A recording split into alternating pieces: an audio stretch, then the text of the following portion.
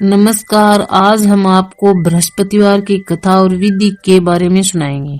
बृहस्पतिवार के दिन भगवान विष्णु जी की पूजा की जाती है। इस दिन एक ही समय भोजन किया जाता है।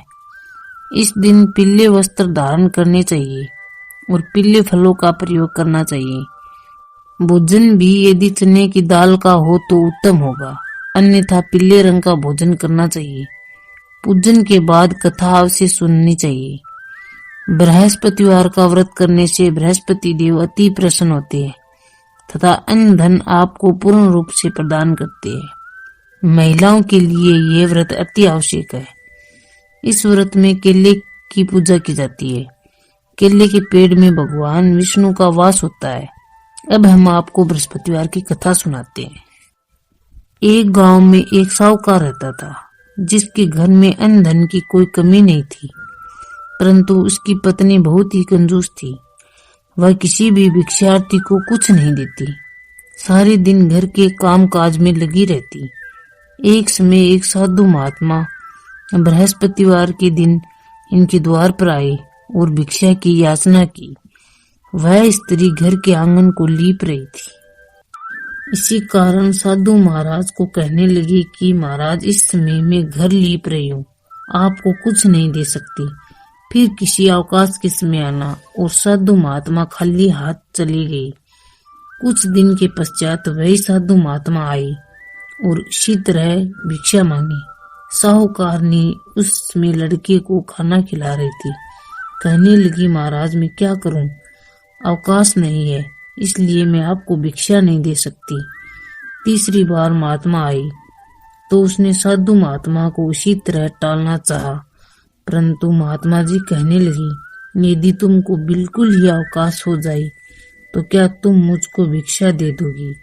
साहूकार ने कहने लगी, हाँ महाराज, यदि ये सब हो जाए तो आपकी बड़ी कृपा होगी। साधु महाराज कहने लगी, अच्छा मैं तुम्हें एक उपाय बताता हूँ। तुम बृहस्पतिवार के दिन सूर्योदय के बाद उठो, सारे घर में झाड़ू लगाकर कूड़ा एक कोने में जमा करके रख दो। घर में चौका इत्यादि मत लगाओ। फिर स्नान आदि करके घर वालों से कह दो कि उस दिन सभी हजामत अवश्य बनाई। रसोई बनाकर चूल्हे के पीछे रखा करो, सामने कभी मत रखा करो। सायंकाल को अंधेरा होने के बाद दीपक जलाओ तथा बृहस्पतिवार को पीले वस्त्र मत पहनो, न ही पीले रंग की चीज का भोजन करो। यदि ऐसा करोगी तो तुझको घर का कोई भी काम नहीं करना पड़ेगा। साहूकार ने ऐसा ही किया। बृहस्पतिवार को सूर्योदय के बाद उठी, झाड़ू लगाकर कूड़े को घर के एक कोने में जमा कर रख दिया। पुरुषों ने नाई से हजामत बनवाई, भोजन बनाकर चूल्हे के पीछे रखा। यह सब बृहस्पतिवार को ऐसा ही करती रही। अब कुछ दिनों के बाद उसके घर में खाने के लिए दाना भी नहीं रहा। एक दिन महात्मा फिर से आई। उन्होंने भिक्षा मांगी तो साहूकार ने कहा, महाराज मेरे घर में खाने के लिए अन्न नहीं है, आपको क्या दे सकती हूँ?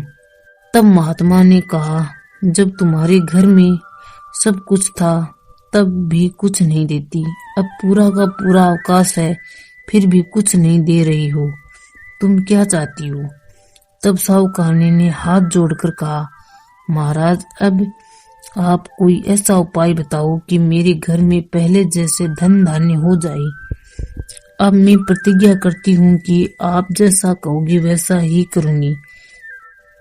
तब महात्मा जी बोले, बृहस्पतिवार को प्रातः काल उठकर स्नान आदि कर अपने घर को गौ के गोबर से लिपे तथा घर के पुरुष बाल न कटवाए, भूखों को अन्न जल देती रहा करो।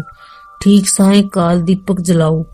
यदि ऐसा करोगी तो तुम्हारी सब मनोकामनाएं भगवान बृहस्पति जी की कृपा से पूर्ण होगी।